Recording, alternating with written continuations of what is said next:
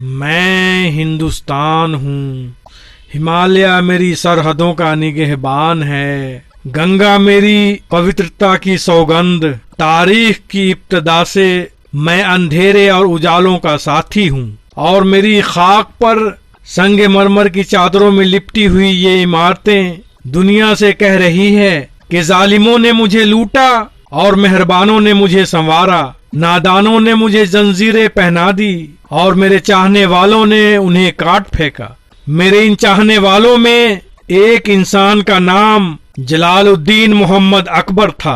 अकबर ने मुझसे प्यार किया। मजहब और रस्म रिवायत की दीवार से बुलंद होकर इंसान को इंसान से मोहब्बत करना सिखाया और हमेशा के लिए मुझे सीने से लगा लिया। यह बोल उस फिल्म के हैं जिसे बने हुए 60 साल से भी ज्यादा हो चुका है, जो किसी तारुफ का मोहताज नहीं। हिमालय के मानिंद बुलंद जिसका नाम है मुगल आजम। नमस्कार दोस्तों, मैं मुन्ना भाई यादों के खजाने से आज लेकर आया हूँ हिंदुस्तान की मशहूर और मारूफ फिल्म मुगल आजम की मेकिंग स्टोरी। इस वीडियो में मैं आपको इस बेमिसाल व महान फिल्म के बनने के दौरान के दिलचस्प किस्से बताने वाला हूँ। तो दोस्तों बने रहे मेरे साथ इस वीडियो में लास्ट तक। और अगर आप इस चैनल पे नए हैं तो प्लीज इसे सब्सक्राइब कर दें। वीडियो अच्छी लगे तो लाइक के साथ साथ अपनों को शेयर भी कर दें। आज से तकरीबन 60 साल पहले 5 अगस्त 1960 को यह अजीम फिल्म मुगल आजम रिलीज हुई। हिंदुस्तान के फिल्म इतिहास में 1960 का साल अगर किसी खास वजह से बार बार याद किया जाता है तो वो है फिल्म मुगल आजम। हिंदुस्तान के सिनेमा के इतिहास का एक ऐसा मील का पत्थर जहां तक पहुंचने का ख्वाब हर फिल्मकार देखता है, लेकिन पहुंचा अब तक कोई नहीं। गुजरे 60 सालों में हजारों फिल्में बनी, कुछ याद रह गई और कुछ वक्त के गर्दो गुबार में गुम हो गई, पर फिल्म मुगल आजम आज भी हिमालय के मानिंद शान से खड़ा है। मुगल आजम बॉलीवुड की एकमात्र ऐसी फिल्म है जिसके बनने के किस्से और कहानियों को लिखी जाए तो एक मोटी किताब बन जाएगी।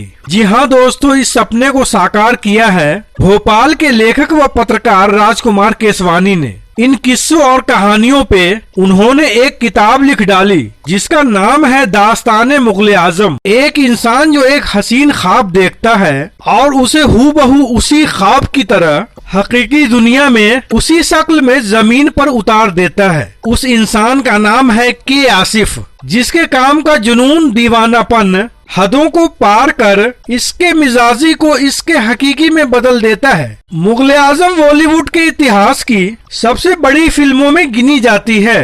इस फिल्म के डायरेक्टर के आसिफ का एक जुनून था, एक जिद थी, जिसे इस फिल्म के प्रति पागलपन भी कह सकते हैं, जिस वजह से इस फिल्म को मुकम्मल होने में 16 वर्ष लग गए। आसिफ चाहते थे कि इस फिल्म में हर कुछ असली ओरिजिनल दिखे। पत्रकार राजकुमार केसवानी अपनी किताब दास्ताने मुगल आजम में लिखते हैं कि के आसिफ ने मात्र 21 साल की उम्र में बतौर डायरेक्टर अपनी पहली फिल्म फूल बनाई थी, जो 1944 में रिलीज हुई। फिल्म कमाई के मामले में कोई खास नहीं रही, जिसके निर्माता थे सिराज अली हकीम और लेखक थे कमाल अमरोही। लाहौर के इम्तियाज अली ताज के ड्रामे अनारकली की कहानी से के आसिफ बहुत मुतासिर थे। उनके जहन में ये चल रहा था कि मैं ऐसी फिल्म बनाऊं जिसमें अनारकली से ज्यादा शहंशाह अकबर का रोल ज्यादा मजबूत हो। तभी उनके जहन में मुगल आजम का नाम आया और वह इन किरदारों को ऐसे सांचे में ढालना चाहते थे जो फिल्म ही नहीं एक इतिहास बन जाए, और वाकई ऐसा हुआ भी। फिल्म मुगल आजम उस दौर के सबसे महंगी फिल्मों के दर्जे में अव्वल मुकाम रखती थी। इस फिल्म की लागत तकरीबन 1.5 करोड़ रुपए बताई जाती है, जबकि उस समय 5 से 10 लाख रुपए में फिल्म बन जाती थी। तब अमूमन सिनेमा घरों की टिकटें 1.5 से 2 रुपये हुआ करती थी। लेकिन यह जानकर आप चौंक जाएंगे कि फिल्म मुगल आजम की टिकट 50 से 100 रुपए तक में बिकी थी। इस फिल्म का प्रीमियर बम्बई के मराठा मंदिर सिनेमा घर में हुआ। लोग 3 दिनों तक लाइन में लगकर अपनी टिकट पाने का इंतजार कर रहे थे। यह पहली बार था जब देश के 150 सिनेमा घरों में एक साथ फिल्म रिलीज हुई थी। इस फिल्म ने 1 नेशनल और 3 फिल्म फेयर अवार्ड्स जीते थे। बॉक्स ऑफिस पे इस फिल्म की कमाई भारत में 5.5 करोड़ रुपए थी। दुनिया भर की कमाई 11 करोड़ रुपए बताई जाती है। यह फिल्म एक साथ 3 भाषाओं में रिलीज हुई, हिंदी, तेलुगु और अंग्रेजी। फिल्म के लिए संगीतकार नौशाद ने 20 गाने बनाए थे, लेकिन फिल्म की एडिटिंग के बाद फिल्म में कुल 12 गाने बचे, क्योंकि फिल्म 4 घंटे से भी ऊपर की बन रही थी। 4 मशहूर राइटर ने मिलकर इस फिल्म की कहानी लिखी थी, अमान वजाहत मिर्जा, कमाल आमरोही और एहसान रिजवी। फिल्म के प्रसिद्ध गाने जब प्यार किया तो डरना क्या, जिसे इस फिल्म का दिल भी कहा जाता है, इस गाने को लता मंगेशकर ने गाया था।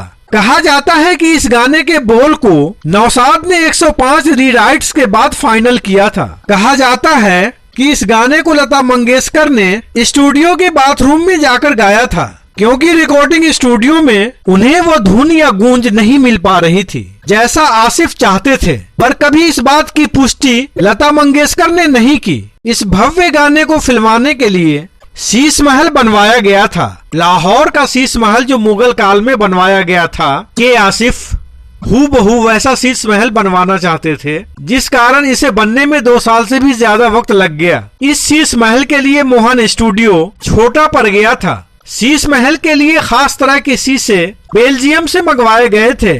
अकेले इस सेट पे उस समय 15 लाख रुपए खर्च आया था। कि आसिफ ने इस गाने को कलर में शूट करवाया, जबकि उस समय कलर फिल्म का चलन नहीं था। डायरेक्टर के आसिफ शीश महल के सेट के लिए रुपया पानी की तरह बहा रहे थे। शाहपुर जी जो इस फिल्म के फाइनेंसर थे, के आसिफ के इस रवैये से बहुत नाराज थे। उन्होंने इस फिल्म के डायरेक्टर को चेंज करने का मन बना लिया था, क्योंकि काफी पैसा उनका इस फिल्म में लगा हुआ था। शाहपुर जी ने इस फिल्म की जिम्मेदारी निर्देशक सोहराब मोदी को सौंप दी। सोहराब मोदी ने शीश महल का अच्छी तरह मुआयना करने के बाद शाहपुर जी से कहा, यह फिल्म आसिफ ही पूरा करेंगे। के आसिफ ने शाहपुर जी को समझाया, सेठ जी फिल्म मैं ही मुकम्मल करूंगा और निर्माता भी आप ही रहेंगे। आज सैकड़ों लगाओगे, कल हजारों पाओगे, हजारों लगाओगे, लाखों पाओगे। शाहपुर जी को फिल्मों से कोई लेना देना नहीं था। उन्होंने पहली बार इस फिल्म पे पैसा लगाया था। हाँ, वो नाटक देखने जरूर जाया करते थे, जिसकी वजह से कि आसिफ से उनकी मुलाकात हुई और वो दोस्ती में बदल गई। उन्हीं दिनों ईद आ गई। शाहपुर जी आसिफ के घर ईदी लेकर पहुँचे।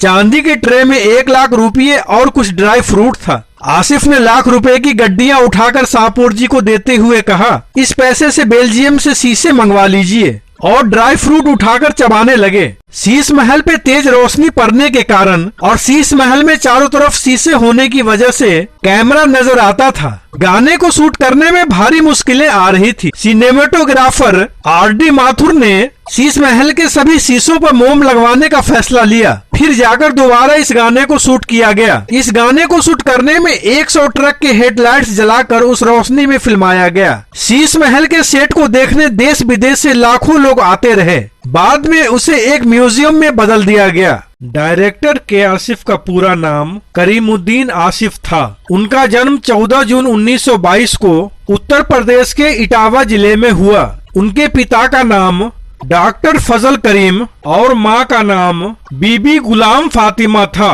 के आसिफ महज 48 साल की उम्र में 9 मार्च 1971 को इस दुनिया से कूच कर गए। आसिफ का बचपन स्कूल आने जाने में ही गुजरा। महज 8वीं जमात तक तालीम हासिल की और कम उम्र में ही दर्जी का काम सीखने लग गए।